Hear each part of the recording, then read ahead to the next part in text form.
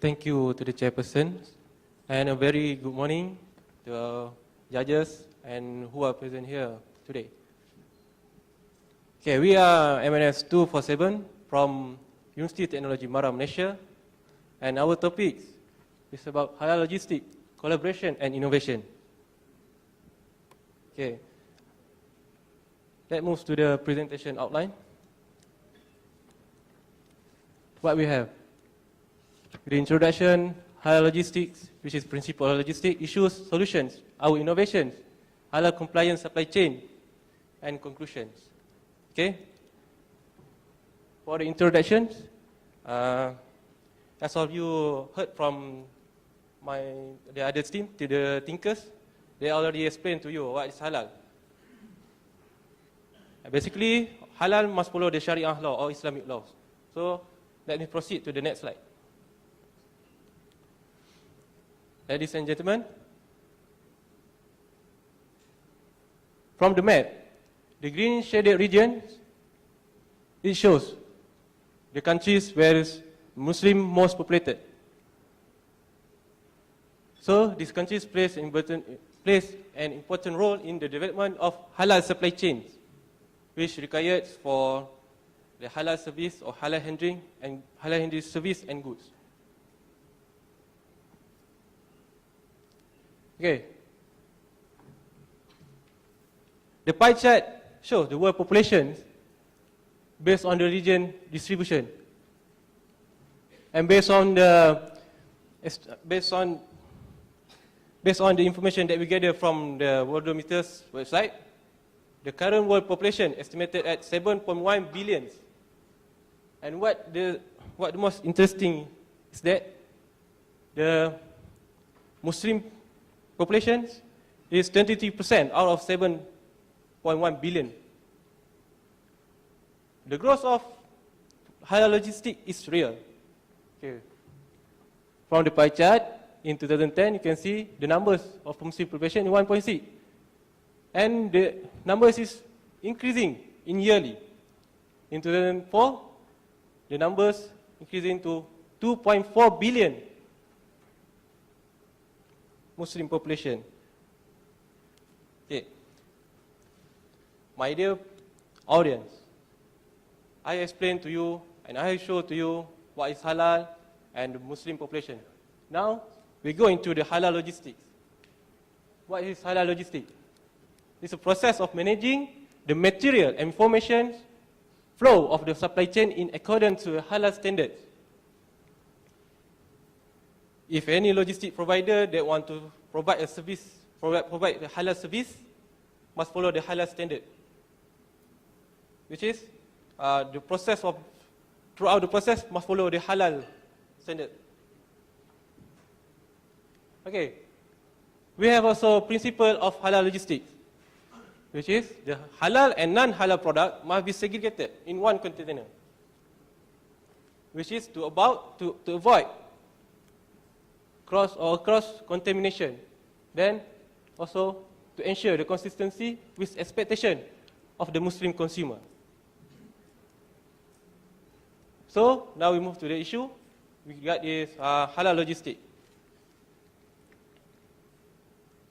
First, the lack of worldwide standardized system in halal logistics. Second, the loading of halal and non-halal products in one container. Then, the lack of control and monitoring by the responsible institution. And lastly, the assurance of the highest level of halal integrity throughout the supply chain. Okay, to solve all these issues, we have proposed our innovations, which is portable partition, neutralizing coating, and halal compliant supply chain. All these innovation will be further explained by Nick. Next, this is yours. Okay, thanks, Effendy. Okay, before this, my team members, Effendy, has shown you what is the problems, what is the issue that has occurred in halal industry. So, we move on toward innovation. Okay, firstly, portable partition. What is it? You might ask. Okay, it's actually a portable wall that help separate goods, which is our halal logistics system. We need to separate halal and non-halal products. Okay, currently, the design only fit the ISO standard container, which is the normal container, and the material used to make the portable partition that we have suggested is using the fiberglass. Okay, as you can see here, this is the design of the portable partition. As you can see, it is 6 feet versus 6 feet size, which as you already know, the normal container size is 8.5 feet versus 8.5 feet. So when we turn the valve, it will expand and it will cover as fully separate between the portion of the container. Okay, the benefit of it. Okay, firstly, since it's used fiberglass, it is light and easy to use. Okay, next. Allow carriage of halal and non-halal products in one container. Strong and durable due to material use.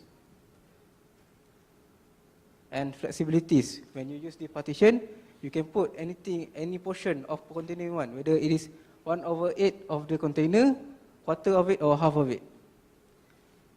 Okay, we move on to the next innovation. This is the end coating or neutralizer coating.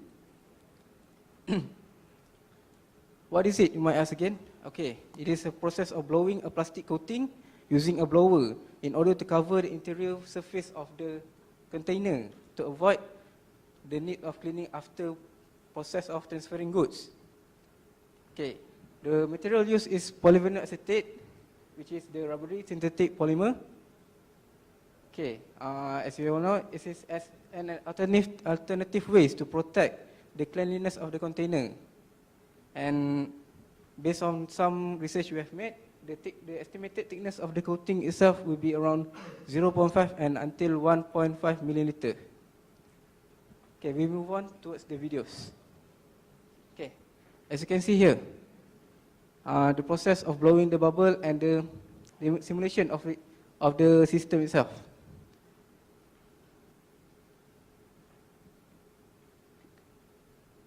Okay, as you can see in the video, that is how it's work.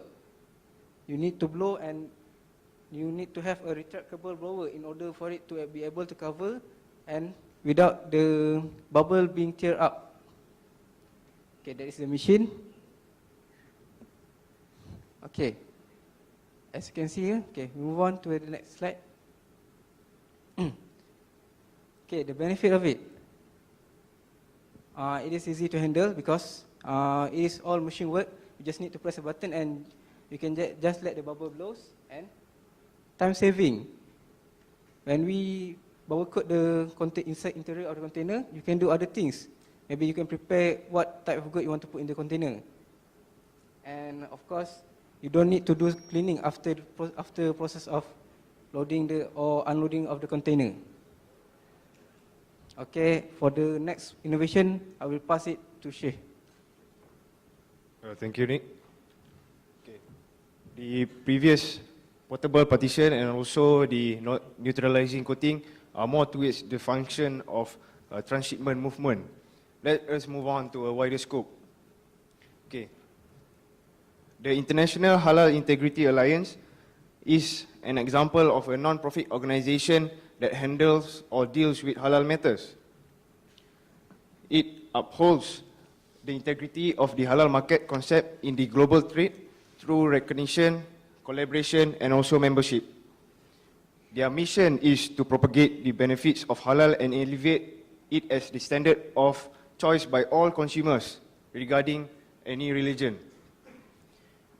It is, and also according to the International Halal Integrity Alliance, the halal industry is a big and fast-growing market.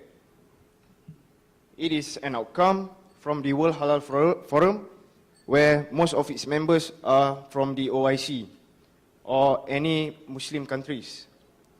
And also they have taken or published any views or issues through various mediums such as the Halal Journal. Okay. This this halal compliant supply chain have 4 phases of innovation that we will be going through, because it will help the logistics service providers to implement or adapt easier the halal practices in a supply chain. Because if a logistics service provider have a special method of a halal standards operating procedure, they can easily collaborate or influence these halal bodies instead of only through governmental intervention, and also a competitive advantage. So the first one is through the worldwide halal certificate. So the creation of a standardized worldwide halal certificate or a standardized trademark logo, which ensures a significant seamless conformity of halal conformity. It can ensure and it can achieve more simpler recognition throughout the movement from point to point, or basically in the distribution process until it reaches the final destination or retailer to consumers. The second phase is the uniformity of halal standards operating procedure. It will be created through the exchanging processes of views and current halal practices by the existing members or parties who are practicing these halal value-added services, and also to not only to facilitate but to act as a guidance and assistance to the potential parties who wishes to adapt or practice any halal services. It is also to ensure an effective and also achieve the least possible cost in any operation that has a halal value-added services or activities. Okay, the third phase is the HGMS or Halal Global Monitoring System.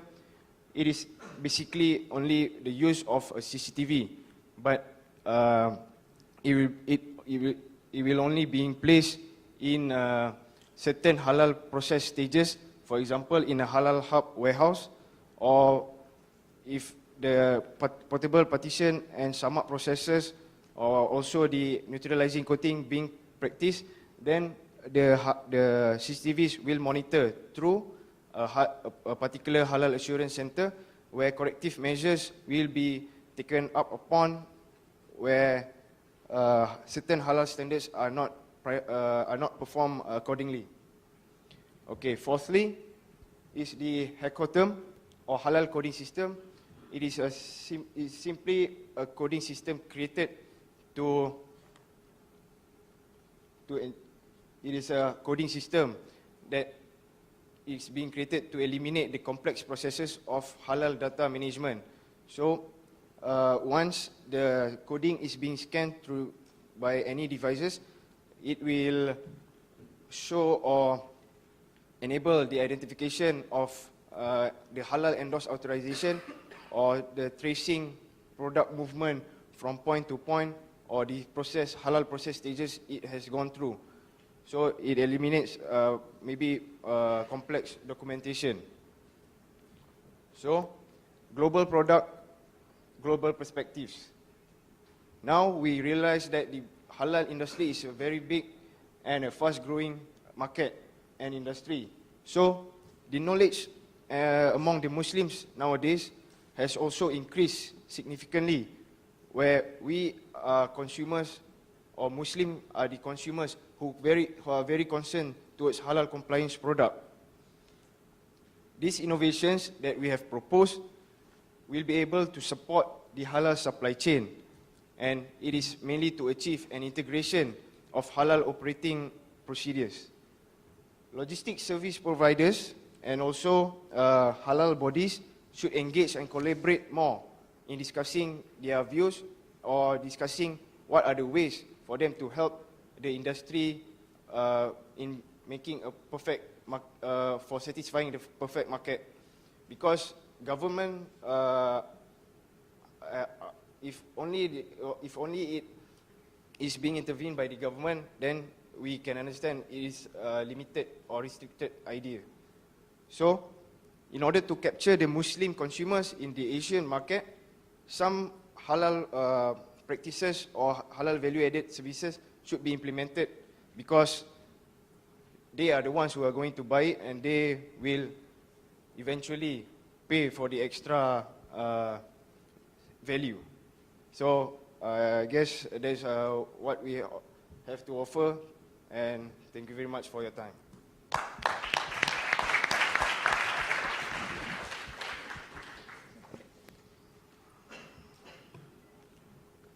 Thank you for the presentation.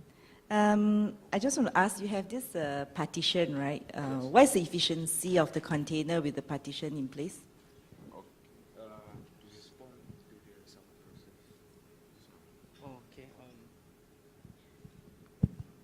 Sorry, Miss, I beg your pardon. Okay, you have the partition, right? Okay. So when you put in the partition, how much space is lost if you actually put in, to maximize the container, right? Then with the partition in place, how much is lost, efficiency is lost? What I have estimated, the size of the partition, the width of it should be around 2 feet, because if it's so much, it will also, like you said, will reduce the space of it. 2 feet will be enough in order to actually seal the container. So that means effectively there's 10% loss in space? 20 normal container for like 20 footer. 20 footer. So it's 10. 20. Yes, yeah. 10%. Okay. Well done, good presentation. The bubble, Coating. tell us about the what's that's going to cost for the bubble process, the N. Okay. I think you called it the N coating, right? Yes. Okay. For the cost, since this subject is still in a further research subject, what I can say that is maybe the machine will cost you higher than the bubble itself, and we don't have what we call a correct or direct amount of it to actually tell you the cost. Okay. Very interesting, very interesting. I think maybe English is not your first language, so you struggle a bit. We appreciate your effort in delivering this in English. I think a lot of us take for granted that everyone should speak English, but I think you did a fabulous job in delivering it in English, so good job for that. I think the idea that you bring forward for the first two ideas was good, the partition. However, I think the question to the industry would then be, what is the loss, right, in container utilization when you introduce such a method, and how much would it cost, because partitions are quite a bit of money. And when it goes into the other destination, who is going to reuse it, and how are you going to bring it back to a centralized position? That's one. Second is, we don't see it's all very nice qualitative ideas behind it. You got to show in presentation financials behind ideas. Although I know the industry right now is moving towards trying to get halal segregation, etc., which is good. You showed that there's a lot of growth there. But I think at the end of the day, it all boils down, because we are talking about business, it all boils down to dollar and cents. You got to show somewhere along your chart a financial page to say, these are the benefit, these are the costs again, and then what do we do, all right? And then is the consumer, is the industry ready for this? And if it is, then I think this is a very good proposition, okay? But overall, good job, thanks. Thank you, sir. And if I just may add on one point to what Roland just mentioned, you insist a lot on following halal principle and the law. What I miss in your presentation is whether the partition and the coating would be halal certified, means recognized as a good method to ensure that there is this partitioning. So I think you might want to investigate on that. I will answer that question, because our innovations are based on halal perspectives, but it can be applied. It is not restricted only to provide a Muslim or halal compliance services. But once we put a partition, we can achieve a full container load. And also, the end neutralizing coating probably can replace as an alternative to the sum up process. So without doing the sum up process, we use the neutralizing coating at the first place. Then we can avoid from any contamination towards the surface in order to provide a halal compliant service. So basically, although it's not for halal purposes, but it can still be used towards the coal industry sector or meeting process, just to protect the inner surface of a container. So, thank you very much. Thank you, sir. Thank you.